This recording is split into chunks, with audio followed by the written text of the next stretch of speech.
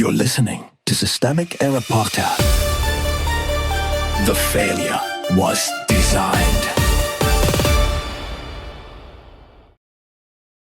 The reckoning begins. How one Republican's cowardice helped destroy the GOP, based on an article by D. Earl Stevens.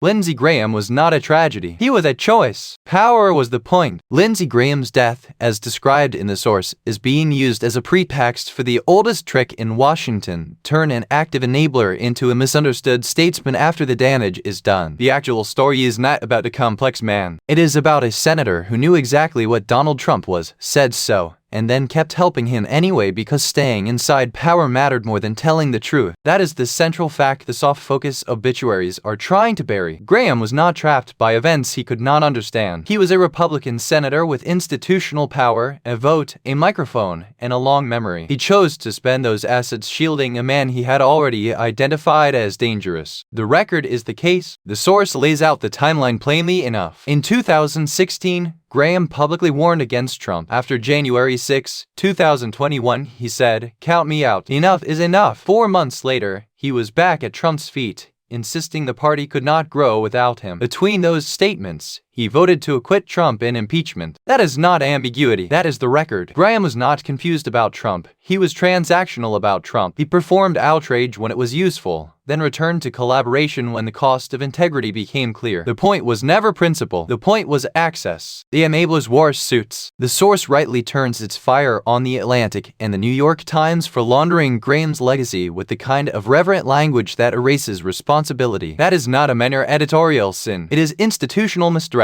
These outlets know what Graham did. They know he was not some doomed moderate swept away by history. They know he helped keep Trump viable after Trump's criminality, cruelty, and open attack on democracy were already obvious. Yet when the moment arrives to write the obituary, they reach for the old elite reflex, soften the edges, elevate the rhetoric, and pretend betrayal is the same thing as complexity. That is how power protects itself. It does not only operate through politicians, it operates through prestige institutions that convert complicity into nuance and accountability into tone policing. Cowardice in the name of balance. The source's sharpest point is also the most important. Graham knew better. That matters because it destroys the convenient fiction that everyone around Trump was merely overwhelmed by forces beyond their control. Though many of them understood the danger and stayed anyway. That is where the real what sits. American politics has built a system that rewards public cowardice so long as it is delivered with a polished voice and a flag pin. Graham's career shows how easily the Senate can become a shelter for people who sell their judgment for longevity. The mechanism is simple. Condemn when it is safe, retreat when it becomes costly, then ask to be remembered as a serious person. He did not deserve that memory. And the opposite. The media wants a cleaner story than the country deserves. The source is also right to note the contrast with the Associated Press write-up that treated Graham's career with more honesty. That difference matters because the press is not just recording political reality. It is deciding whether to name it. When the Times and the Atlantic wrap Graham in dignified varnish, they are not merely being sentimental. They are participating in the same culture that made men like Graham useful in the first place. Washington rewards figures who can normalize rot while speaking in the language of statesmanship. Media outlets then complete the circle by recasting those figures as tragic guardians of institutions they spent years damaging. This is how the political class protects itself from moral accounting. It preserves the myth that service to power is the same thing as service to the public. The pattern is larger than Graham. Graham is not an exception. He is a specimen. His career reveals what American establishment politics often really is: a machine that absorbs obvious truth, mutes it for convenience, and then apologizes for the people who helped spread the harm. That is the deeper lesson here. Authoritarian politics does not advance only through the loud zealots. It also advances through the polished enablers who know better, say better for a moment, and then choose power anyway. The public injury is not just the original betrayal. It is the aftercare, the whitewashing, the euphemism, the elite insistence that you should confuse service to be action with statesmanship. Lindsey Graham should be remembered as what he was in the source's own account: a Republican senator who helped keep Trump alive in politics after declaring Trump a danger. Anything gentler is not balance. It is cover.